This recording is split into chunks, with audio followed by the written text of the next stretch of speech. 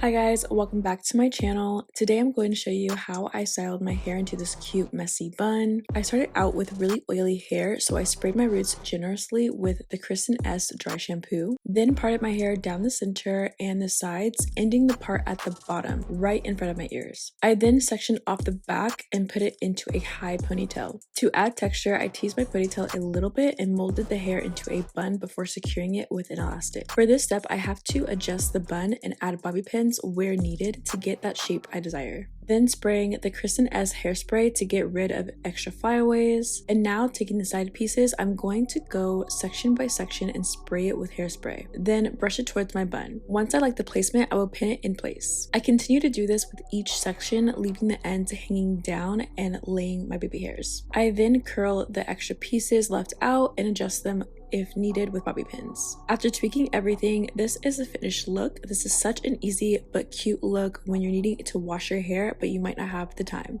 I hope you guys enjoyed. I'll see you guys soon.